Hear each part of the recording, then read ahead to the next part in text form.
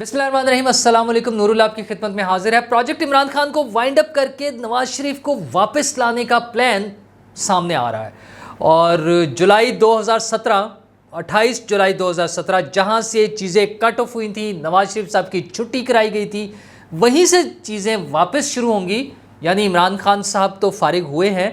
नवाज शरीफ साहब और उनकी टीम वापस इक़्तिदार में आएगी। उसके लिए कॉन्फिडेंस बिल्डिंग मेजर्स हो रहे हैं। नवाज शरीफ साहब के मज़ीद लोगों को टीम में सेटअप में शामिल किया जा रहा है। पहले कौन कौन से लोग हैं जो कंटिन्यू कर रहे हैं, और इस सारे प्लान में मौलाना फजलुर रहमान और मरियम नवाज़ साहिबा का क्या रोल होगा, बिलावल भुट्टो ज़रदारी क्यों रिएक्ट कर रहे हैं, ये सारी चीज़ें क्या हो रही हैं। और दूसरी तरफ इमरान खान साहब, उनकी छुट्टी तो हो ही गई है, वो प्रोजेक्ट भी वाइंड अप हो रहा है, लेकिन वो इस वक्त किस हालत में हैं और उनके साथ मज़ीद सलूक क्या होगा और ये चीज़ें आगे कैसे जाएंगी। और नवाज शरीफ साहब वापस आने से पहले जो अहम प्रेस कॉन्फ्रेंस करेंगे उसमें क्या होगा, ये सारी बातें मैं आपके साथ डिस्कस करूँगा। तो सबसे अहम बात यह है कि 2017 28 जुलाई 2017 वाली पोजीशन वापस आनी है।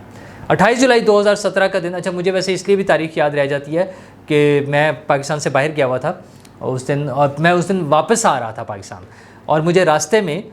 मेरे अंकल मुझे ड्रॉप करने जा रहे थे एयरपोर्ट। तो उन्होंने रास्ते में ख़बर सुनकर बताया कि नवाज शरीफ साहब को फ़ारिग कर दिया गया है अदालती फ़ैसले के ज़रिए। वो हम सारा कुछ देख ही रहे थे, जैसे वो पनामा से शुरू हुआ, अकामा पर आया और फिर तनख्वाह ना लेने पर फ़ारिग हुआ। इस दौरान में वो JIT और निगरान जज और व्हाट्सएप के फ़ैसले और फ़ौजियों के अमल दखल, वो सारी चीज़ें अब वो तारीख़ का हिस्सा बन चुकी हैं। तो नवाज शरीफ साहब को फ़ारिग करने के बाद ज़ाहिर है फिर एक इमरान खान प्रोजेक्ट को इंस्टॉल किया गया, इमरान खान साहब को लाया गया। वो भी जैसे धौंस और धांधली से जो कुछ हुआ, वो सारा सिस्टम बैठ गया, रिज़ल्ट्स नहीं आ रहे थे, फिर रिज़ल्ट्स तब्दील हुए, फिर इमरान खान साहब को मेजॉरिटी मिली, फिर छोटी छोटी पार्टियों को उनके साथ मिलाया गया, फिर उनकी हुकूमत बनाई गई, और फिर उसके बाद वो चीज़ें हमारे सामने, लेकिन वो प्रोजेक्ट भी नाकाम हो गया। और फिर हमें पता है, वैसे तो कुछ लोग बताते हैं कि 2019 में ही लाने वालों को एहसास हो गया था कि ये गलत हो गया है और उसको अनडू करना है। ख्वाजा आसिफ साहब ने बताया बाजवा साहब के हवाले से, लेकिन बाजवा साहब ने भी टिका के डबल गेम, पता नहीं डबल ट्रिपल या कितने मल्टीपल वो हो रहा था, वो गेम खेलते रहे। वो इस तरफ से भी, दाईं तरफ से भी खेल रहे थे, बाईं तरफ से भी खेल रहे थे, हर तरफ से खेल रहे थे। उनका मकसद था अपनी किसी तरह से एक्सटेंशन मिल जाए और वो कंटिन्यू करते रहे। फिर फैज़ हमीद थे, उनका अपनी गेम थी, वो ISI को हेड करते हुए फाइनली वो आर्मी चीफ बनना चाह रहे थे, और वो सारी गेम जो हो रही थी। लेकिन बहरहाल वो सारी ख़त्म हुई। 16 माह की हुकूमत शहबाज शरीफ साहब को मिली, और उसके बाद अब एक निगरान हुकूमत मौजूद है। बहुत से शकूक व शुबहात अपनी जगह मौजूद हैं कि शायद इलेक्शन ही नहीं होंगे। मुझे अभी भी, मेरा अपना ज़ाती ख्याल अगर पूछा जाए तो मुझे अभी भी लगता है कि इलेक्शन की कोई वाज़े अभी तक अलामतें नज़र नहीं आ रही हैं, सिवाय आज की जो अनाउंसमेंट है शहबाज शरीफ साहब, नवाज शरीफ साहब की वापसी। शहबाज शरीफ साहब की ज़ुबानी जब अनाउंस हो रहा है कि नवाज शरीफ साहब वापस आ रहे हैं, और वो 21 अक्टूबर को अब तारीख़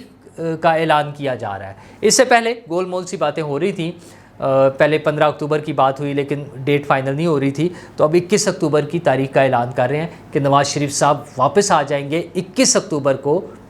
यानी अगले माह। अच्छा, ये चंद दिनों में, इस इतवार तक जो है, इस वीकेंड तक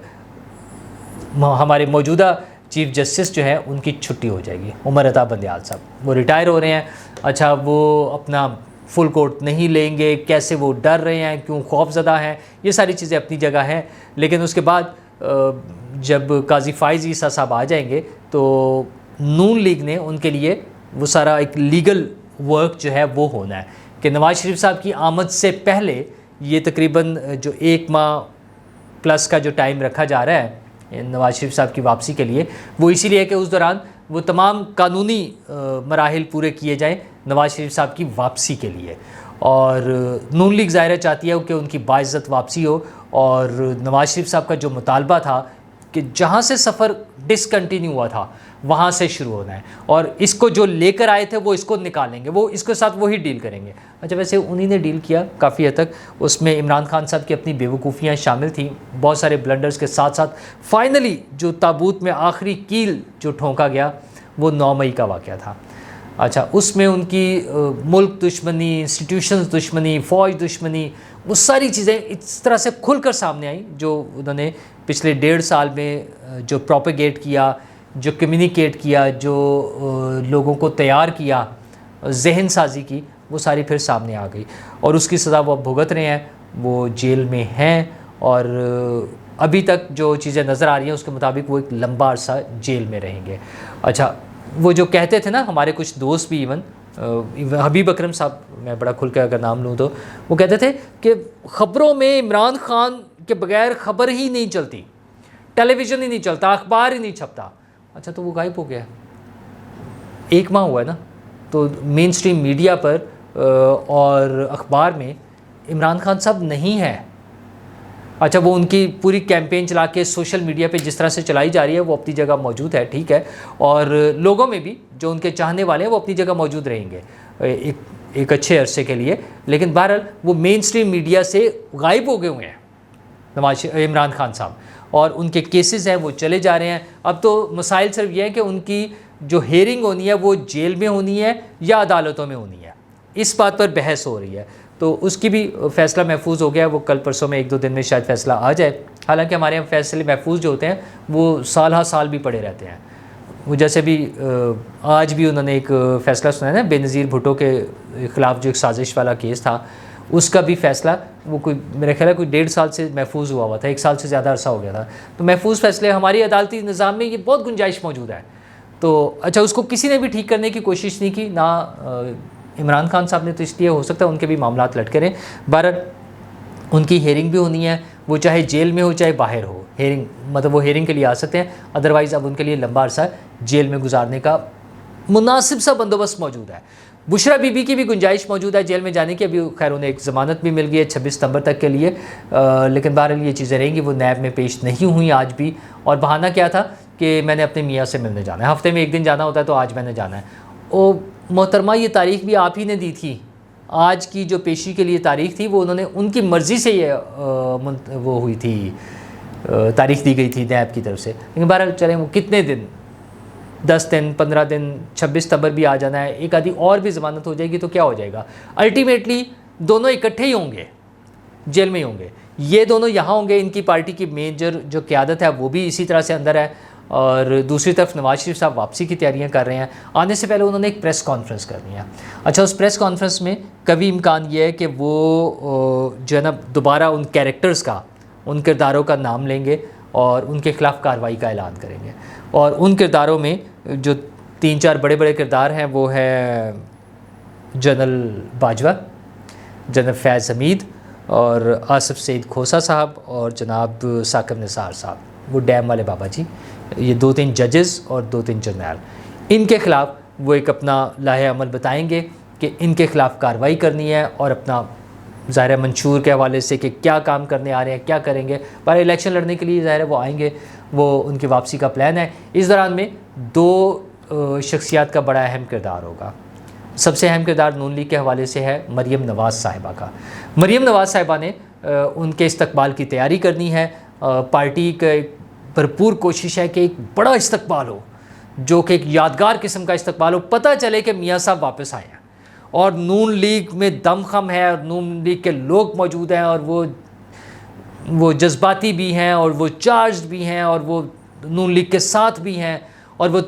چینج بھی لا سکتے ہیں، وہ ووٹ بھی دیں گے۔ یہ سارا کچھ کرنے کے لیے جو نون لیگ کے پاس سب سے بڑا فیس ہے، جو کراؤڈ کو اکٹھا کر سکتا ہے، ان کو لے کے چل سکتا ہے، وہ ظاہر ہے مریم نواز ہے۔ تو مریم نواز کا بڑا اہم رول ہوگا اس پورے 1 ماہ میں، اس تیاری کے لیے 21 اکتوبر تک، کہ وہ کس طرح سے کیا اسٹریٹجی بناتی ہیں۔ ابھی تک نہیں تھا پارٹی میں اس طرح کا کوئی ایکٹیویٹی نہیں ہو رہی تھی، لیکن اب جب یہ تاریخ اناؤنس ہو رہی ہے تو اب مریم نواز پر ڈیپینڈ کرتا ہے کہ وہ کس طرح سے اس کو آرگنائز کریں گی، اور اس حوالے سے کچھ دن سے بات چیت ہو رہی تھی بعض جگہوں پر کہ شاید وہ لاہور میں کرنا چاہتے ہیں۔ ایک پہلے پلان تھا نا کہ انہیں اسلام آباد میں وہ لینڈ کریں گے اور پھر by road G T road سے ایک بڑا جلوس لے کر آئیں، لیکن اب سننے میں یہ آ رہا ہے کہ مریم نواز صاحبہ اور پارٹی کے جو لاہور کے حوالے سے سرکردہ لوگ ہیں وہ چاہتے ہیں کہ میاں صاحب لاہور میں لینڈ کریں اور یہیں پر ان کا ایک بڑا استقبال کر کے دکھایا جائے۔ جو مولانا فضل الرحمان صاحب ہیں وہ ان کا جھگڑا بنا ہوا ہے پیپلز پارٹی کے ساتھ۔ پیپلز پارٹی میں بلاول بھٹو صاحب نے ایک تو وہ فوری الیکشن کی تاریخ کے حوالے سے بات کرتے ہیں، دوسرا انہوں نے